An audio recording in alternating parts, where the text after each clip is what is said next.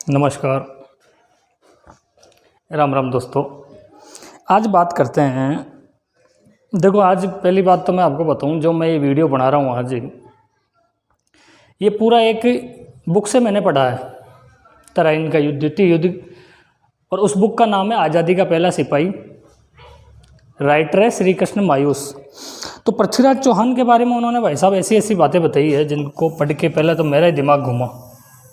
अब अपन भावनाओं में बह के, चौहान हमारे सर्वोपरि।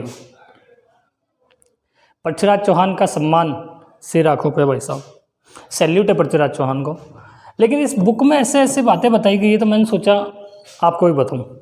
तो इस बुक में जहाँ भी कुछ ऐसा आपको शब्द मिले तो दोस्तों वो मेरा नहीं रहेगा, वो रहेगा श्री कृष्ण मायूस का। बात करें छोटी सी तराइन का द्वितीय युद्ध, सेकेंड युद्ध की बात करेंगे अपन। 1192 ईस्वी में लड़ा गया। पहला युद्ध 1191 ईस्वी में लड़ा गया। उसमें भाई साहब क्या ठोका है पृथ्वीराज चौहान ने मोहम्मद गौरी को, याद रखेगा ज़िंदगी भर। इतिहासकार ये भी लिखते हैं कि लगभग 16-17 बार युद्ध हराया है पृथ्वीराज चौहान ने, और हर बार छोड़ दिया। कारण कुछ नहीं, एक छोटा सा कारण बताया जाता है, वो भी मैं आपको आगे बताऊंगा कि हर बार क्यों छोड़ देते थे पृथ्वीराज चौहान उसको। कुछ छोटी सी चीज़ है वो मैं आपको बताऊंगी। पृथ्वीराज चौहान के भाई का नाम इसमें आएगा हरिराज चौहान। इनका बड़ा रोल है इस बुक के अंदर। और पृथ्वीराज चौहान के पुत्र का जो नाम बताया जाता है वो बताया जाता है गोविंदराज। बाद में गोविंदराज को अजमेर का राजा बनाया जाता है। पूरी बात करेंगे बस तसल्ली से। आप कमेंट्स में कुछ भी कमेंट लिखने से पहले दोस्तों ये देख लेना कि ये शब्द मेरा नहीं है। किताब लिखने वाला राइटर का नाम है श्री कृष्ण मायूस। लाइब्रेरी में बुक थी, मैंने अच्छे से पढ़ी, सोचा आपको ही बताऊँ मैं। अब चलते हैं। ये दोस्तों मैं जो बता रहा था आपको, श्री कृष्ण मायूस की बुक है आज़ादी का पहला सिपाही, उसका वर्णन किया है। युद्ध के टाइम दोस्तों पृथ्वीराज चौहान की स्थिति क्या थी पता था। मोहम्मद गौरी आ चुका है, भटिंडा के किले को जीत चुका है, उसके बाद हरियाणा के तराइन के मैदान में जाके बैठ चुका है। इधर पृथ्वीराज के भाई हरिराज चौहान, वो पृथ्वीराज चौहान को जगाने की स्थिति में कि भाई उठो नींद से, युद्ध लड़ना है। और पृथ्वीराज चौहान दो स्थिति के नशे में है भाई साहब, दो। एक तो संयोगिता से शादी हुई है, तो भाई साहब कंप्लीट राजपाट सब जो प्रजा जनता सामंत सब भूल चुके हैं, केवल संयोगिता के साथ टाइम बिता रहे हैं अपना। और नशे के अंदर फुल नशे में, मदिरा का नशा उतर ही नहीं रहा। संयोगिता और मदिरा दोनों का नशा उतर ही नहीं रहा पृथ्वीराज चौहान से।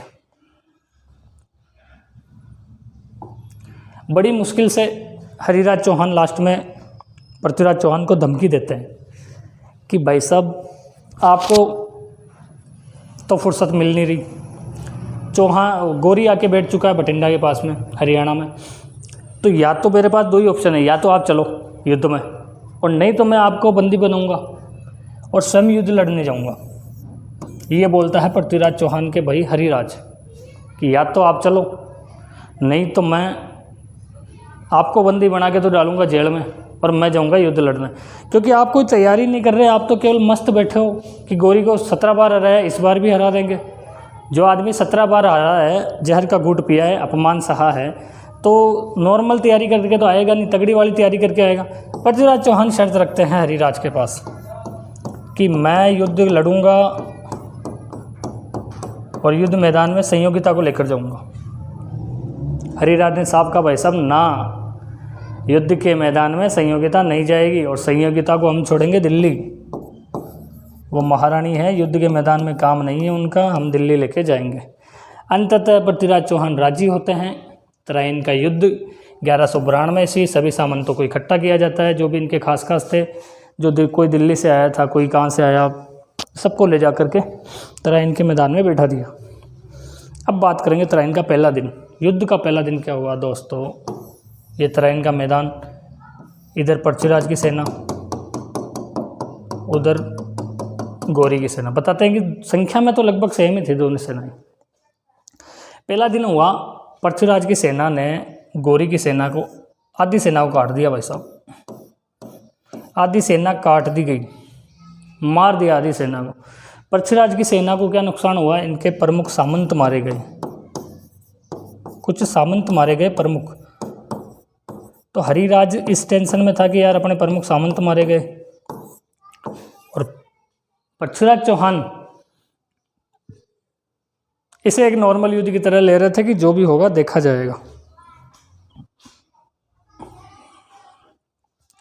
युद्ध में पहला दिन गौरी और पृथ्वीराज का आमना सामना होता है। पृथ्वीराज चौहान गौरी पे वार करते हैं, लेकिन गौरी का एक गुलाम था, उसका नाम हिंदू खा भी आता है और ऐबक भी आता है, कुतुबुद्दीन ऐबक। कहते हैं कि वो बचा के मोहम्मद गौरी को ले जाता है, वहाँ से घोड़े पे बिठा करके ले जाता है। और एक बड़ा कारण जो बार बार पूछा जाता है कि आखिर पृथ्वीराज चौहान अगर मोहम्मद गौरी को 17 बार हराते हैं तो साले को बार बार छोड़ क्यों देते हैं? दोस्तों, छोड़ते हैं इस चित्ररेखा के कारण। बताते हैं कि पृथ्वीराज चौहान ने एक बार जब गौरी को हराया तो गौरी की जो बेगम थी, खास बेगम चित्ररेखा, उसे पकड़ के लेकर आ गए थे पृथ्वीराज चौहान। और इस बेगम ने पृथ्वीराज चौहान को कसम दिलाई थी कि चाहे कुछ भी हो जाए सबको मार दो, लेकिन गौरी को कभी मत मारना। शायद ये कारण मानने योग्य तो नहीं है दोस्तों, लेकिन बताया जाता है ऐसा कि इसीलिए पृथ्वीराज चौहान मोहम्मद गौरी को नहीं मारा करते थे। पहला दिन खत्म हुआ, मोहम्मद गौरी को हार सामने निश्चित दिख रही थी। आधी सेना आपकी जा चुकी है, मर चुकी है, अब आधी सेना से आप काम चलाओ। उधर बैठा है कन्नौज का शासक जयचंद गढ़वाल, जिसने मोहम्मद गौरी को निमंत्रण दिया है युद्ध में आने का। जयचंद अपनी 50,000 की सेना को लेकर सरस्वती नदी के किनारे बैठा है और वेट एंड वॉच की स्थिति में, कुछ नहीं कर रहा, केवल सामने देख रहा है बैठ करके। जब सही टाइम आएगा तब देखेंगे क्या होता है। उसी रात जयचंद और गौरी दोनों मिलने जाते हैं ख्वाजा साहब के पास। ये वही ख्वाजा साहब है जिनकी दरगाह अजमेर में ख्वाजा मोइनुद्दीन चिश्ती। ख्वाजा साहब द्वितीय युद्ध में, तराइन के द्वितीय युद्ध 1192 ईस्वी में मोहम्मद गौरी के साथ आते हैं और ये वादा दिलाते हैं कि मोहम्मद गौरी इस बार तेरी जीत होगी। साथ आते हैं तो जब ये दोनों मिलने जाते हैं ख्वाजा साहब से कि ख्वाजा साहब आपने कहा था कि द्वितीय युद्ध में गौरी तेरी युद्ध जीत होगी, आधी सेना मर चुकी है, मेरे को जीतने का कोई कारण नज़र नहीं आ रहा कि मैं जीतूंगा कैसे। ख्वाजा साहब कहते हैं मोहम्मद गौरी को, कुछ नहीं, मैं जो बोलूँ वो कर। पहली बात, युद्ध रोक दे। एक दिन में जूत लग गए जितने लगने थे मोहम्मद गौरी के, कहा अब युद्ध रोक। दूसरी बात, पीछे हट जा, तराइन के मैदान से बहुत पीछे चला जा, मीलों दूर चला जा। कहा ठीक है, ये भी कर लेते हैं। पीछे हट, अपनी सैनिक शक्ति वापस इकट्ठा कर और संधि का पैगाम भेज पृथ्वीराज चौहान के पास। आगे की रणनीति उसके बाद बताऊंगा। और एक रणनीति बताई गौरी को स्पेशली पास में, एक हमीदा नाम की सिंध की नृत्यांगना है, डांसर है, उसका यूज़ लो आप लोग। कैसे लेना वो भी आपको आगे बताते हैं। जब पहला दिन हुआ, दूसरे दिन सुबह सेना उठी तो सड़ा सामने तो कोई है ही नहीं पर तराइन के मैदान में। पृथ्वीराज चौहान का दिमाग घुमा, यार हुआ क्या। चांद साहब ने कहा सेना को मज़े करो, मौज करो, गौरी यहाँ से भाग गया है, हमारी जीत हुई, हम जीत गए हैं। भाई साहब ने सेना को छूट दे दी कि इच्छा हो जो करो। इस बुक में इतिहासकार श्री कृष्ण मायूस लिखते हैं कि सेना ने आसपास के गांव में जो उत्पात मचाया, भाई साहब इन्होंने, लोगों को लगा ही नहीं ये पृथ्वीराज की सेना है, खुली छूट दी। और सेना ने जो मज़े करे, महिलाओं, बालिकाओं, बच्चों, सबके साथ आप सोच सकते हो उन्होंने क्या क्या किया, जैसा इस किताब में बताया गया है। हरिराज पृथ्वीराज चौहान के भाई वो कहते हैं, यार भाई साहब क्या छूट दे दी सेना को आपने, वेट करो 5-10 दिन में क्या होता है, गौरी कौन सा पैतरा नया फेंकता है, और आप तो सेना को छूट दे रहे हो। और यही सेना बाहर जाके अपनी ही प्रजा को परेशान कर रही। तो साला तुर्क सेना ही है, गौरी की सेना और अपनी सेना में कोई फ़र्क ही नहीं रह गया, समझ में नहीं आ रहा। मतलब अपनी प्रजा तो पहले से तो तुर्कों से डरी हुई थी, अब अपनों से डरी हुई है। जनता भय में है और गांव छोड़ के जा रही है। लेकिन पृथ्वीराज चौहान जीत की खुशी में शायद हरिराज को नेग्लेक्ट करते हैं, नहीं मानते हरिराज की बात। भाई साहब उधर गौरी प्लानिंग करता पूरी, और कैसी प्लानिंग करता अब मैं देखो आपको बताता हूँ गौरी ने क्या प्लानिंग करी। गौरी ने कहा अपनी सेना को पीछे ले जाओ 5 कोस, 5-10 कोस पीछे चला गया। इसके बाद 5-5 कोस से पृथ्वीराज की सेना को चारों तरफ से घेर लिया, तराइन के मैदान को चारों तरफ से घेरा, खाइयाँ खुदवा दी, सुरंगें बनवा दी कि जब जरूरत पड़ेगी तब काम में लेंगे। संधि के लिए तैयार हुए भाई साहब। संधि के लिए अपना एक दूत, हिंदू खां नाम का दूत था, ये वही गुलाम ऐबक है, गुलाम ऐबक, कुतुबुद्दीन ऐबक, इसको भेजा कुछ शर्तों के साथ। पहली शर्त, आपको बठिंडा का किला देंगे। दूसरी शर्त, 10 लाख सोने की मोहरें देंगे, 10 लाख सोने की मोहरें। तीसरी शर्त, सिक्के के एक तरफ तो आप पृथ्वीराज की फ़ोटो लगा दीजिए और दूसरी तरफ आप मोहम्मद गौरी की फ़ोटो लगा के दोनों देशों के बीच व्यापार करते हैं। ये कुछ सेना संधि लेके हिंदू खां ऐबक नाम का उसका जो सैनिक था वो जाता है पृथ्वीराज के पास। उधर पृथ्वीराज का दरबार लगा हुआ है भाई साहब, मज़े हो रहे हैं, मतलब पार्टियाँ चल रही है, सेना मौज कर रही है, सामंत मौज कर रहे हैं, पृथ्वीराज जी के दरबार लगा हुआ है और नृत्यांगनाएँ आई हुई, डांस हो रहे हैं उधर जोरदार। जब पृथ्वीराज के दरबार में हिंदू खां कुतुबुद्दीन ऐबक जाता है और संधि की शर्तें रखता है,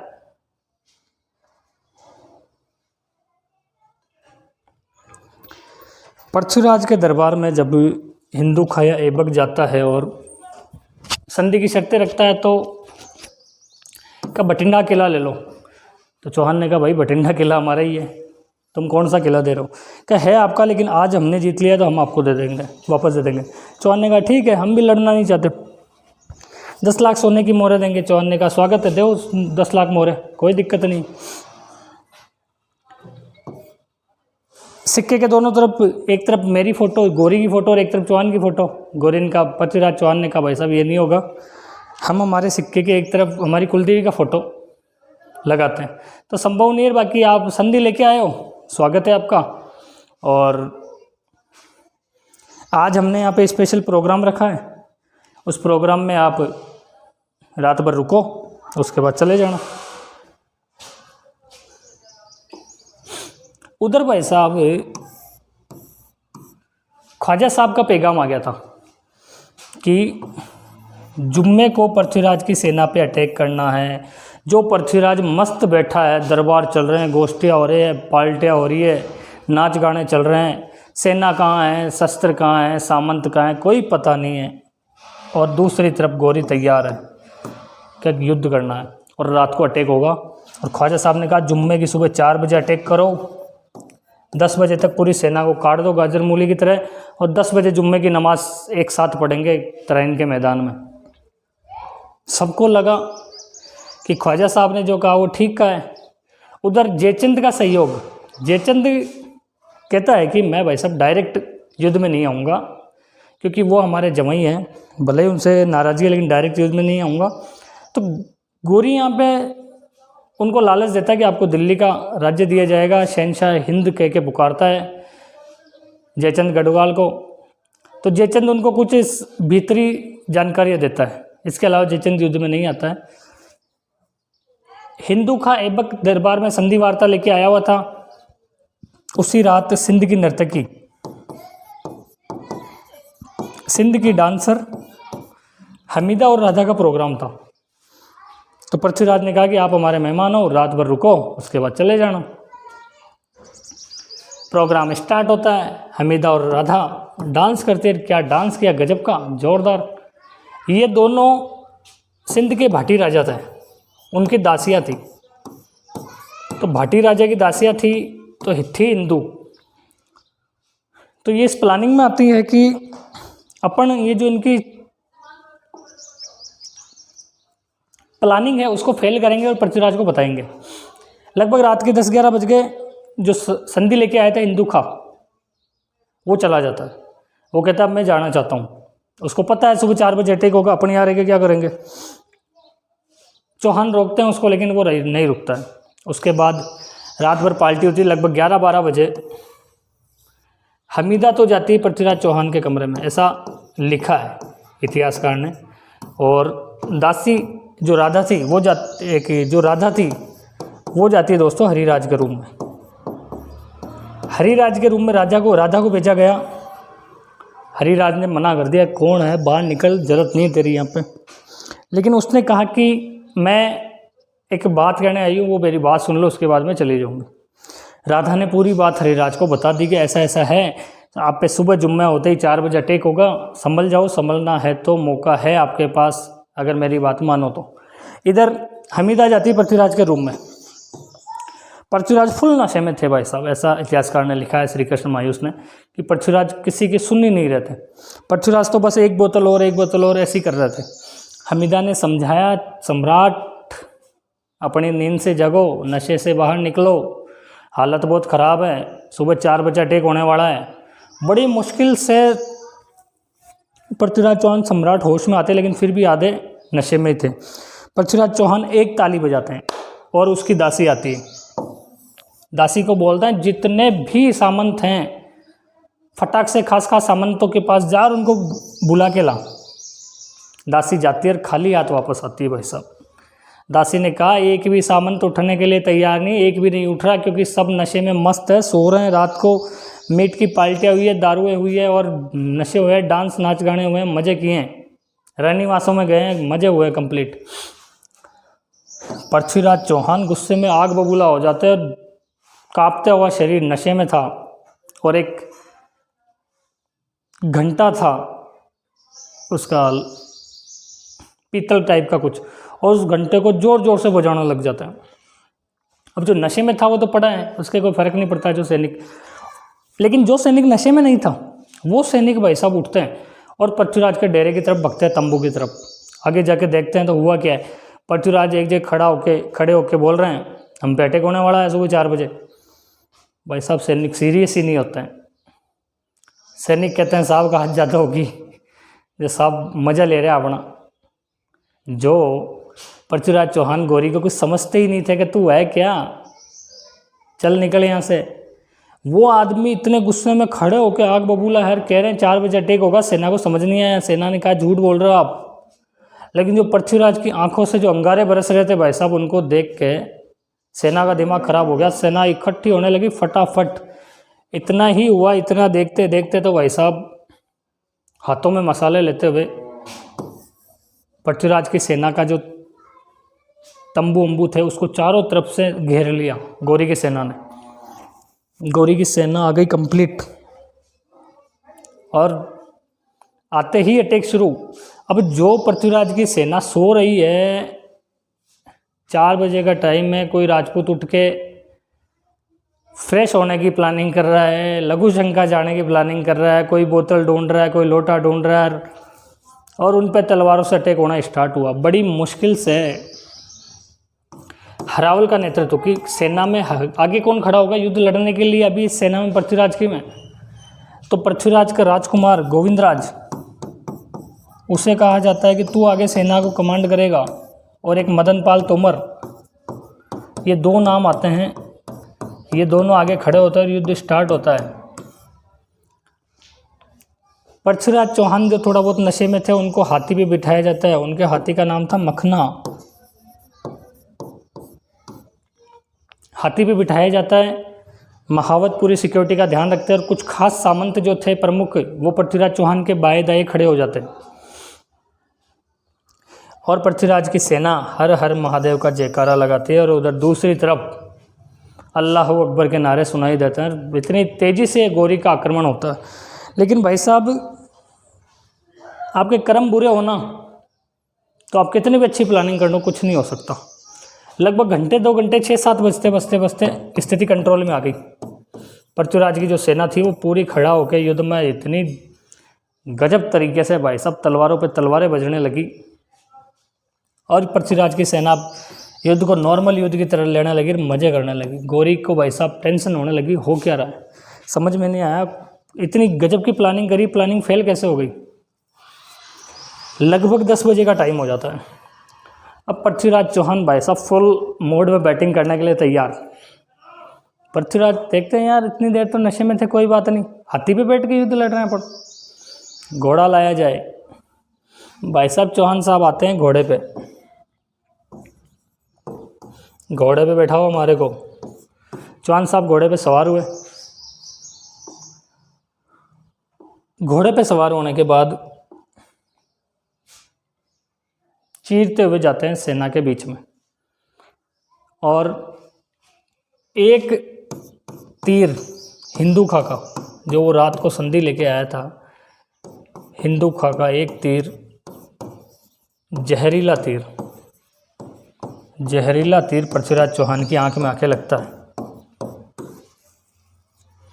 जो युद्ध जीता हुआ था पृथ्वीराज चौहान की एक छोटी सी नादानी या एक छोटी सी गलती की वजह से वो युद्ध हाथ से दूर जाने लगा। अब जहरीला तीर आंख में जैसे ही लगा भाई साहब चौहान साहब का घोड़ा हो गया बावड़ा, और घोड़े का मुंह जिधर था उधर ही घोड़े ने दौड़ना स्टार्ट कर दिया। इधर हाथी पे कोई नहीं है भाई साहब। आपकी सेना तब तक लड़ेगी जब तक आप साथ दोगे, तब तक आप सामने दिखोगे कि हाँ हमारा राजा भी युद्ध के मैदान में। घोड़े पे आप नज़र नहीं आते किसी को, हाथी पे बैठे हुए थे, हाथी हो गया खाली।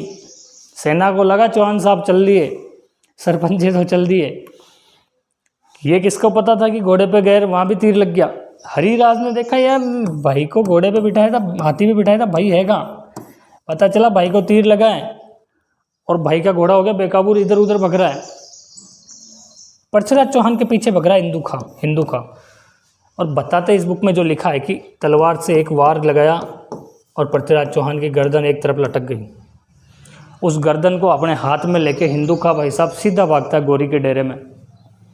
और इधर जो पृथ्वीराज की सेना थी तितर बितर हो गई, पूरी सेना भग गई, पता नहीं कहाँ भगी। इधर से उधर लोगों ने भगना स्टार्ट कर दिया, सेना में भगदड़ मच गई। सेना ने कहा हमारे चौहान साहब नहीं रहे। सेना इधर उधर भगना स्टार्ट हुई, और अंत में जब गोरी के पास पृथ्वीराज का कटा सिर पहुंचता है तो भाई साहब गोरी के मज़े ही मज़े हो गए भाई साहब। गोरी ने हिंदुखा को गले लगा लिया कि भाई जान तुम्हारी बॉल क्या मांगता है, कि मुझे हिंदुस्तान दे दो। हिंदुखा ने कहा जा दिया तेरे को, आज से हिंदुखा का हिंदुस्तान। और हिंदुखा को नाम दिया कुतुबुद्दीन ऐबक, कि आज से तू राज करेगा हिंदुस्तान पे। अजमेर दिया मोहम्मद गोरी ने गोविंदराज को, कहा कि पापा गलत थे, कोई बात नहीं, राज आपका ही रहेगा, हमारे को तो बस टैक्स भेजते रहना। दिल्ली पे जिसका कब्जा था उसी के पास रहने दिया, मदन पाल तोमर के पास, कि आपका कब्जा आप रखो, हमारे को टैक्स भेजते रहना, हमारे को पृथ्वीराज चौहान से टेंशन सी, बाकी किसी से प्रॉब्लम नहीं है। इसके बाद मोहम्मद गोरी वापस अपने प्रदेश गजनी और अफगानिस्तान चला जाता है। वहाँ परिस्थितियाँ थोड़ी ख़राब थी और थोड़े टाइम बाद कहते हैं गोरी मर जाता है। लेकिन जो भारत का किस्मत थी वो किस्मत हिंदुखा लिख के चला गया और कुतुबुद्दीन ऐबक के नाम से दिल्ली का गुलाम बादशाह बनता है। गोरी का गुलाम था और हिंदुस्तान को गुलाम बना लिया, गुलाम ने गुलाम बना लिया भाई साहब भारत को। ये कहानी थी तराइन के उस द्वितीय युद्ध की, जिसे अलग अलग इतिहासकारों ने कई बार अलग अलग बताया। जैसे चंद्रवरदाई ने बताया कि 4 बास 24 गज अंगुल अष्ट प्रमाण था, ऊपर सुल्तान मच चुके चौहान। भाई साहब ये कहानी श्री कृष्ण मायूस की उस कहानी के बिल्कुल विपरीत है भाई साहब। जज्बात पलट गए, एकदम से आपने बाजी पलट दी, वो वाली स्थिति है। इस कहानी को बताने का मेरा मकसद यही था कि हमेशा अलग अलग राइटरों से पढ़ो कि उन्होंने लिखा क्या क्या है। हो सकता है श्री कृष्ण मायूस किसी एक तरफ हो या किसी एक तरफ ना हो, लेकिन अपना मकसद था कि इस बुक में लिखा क्या हो आपको बताना। कहानी कैसी लगी कमेंट्स में मेरे को कुछ मत बोलना, जो बोलना हो श्री कृष्ण मायूस को बोलना, क्योंकि मैंने तो उनकी किताब का केवल आपको वर्णन करके बताया है। धन्यवाद। जय हिंद, जय भारत। पृथ्वीराज चौहान अमर रहे, हिंदुस्तान की शान पृथ्वीराज चौहान।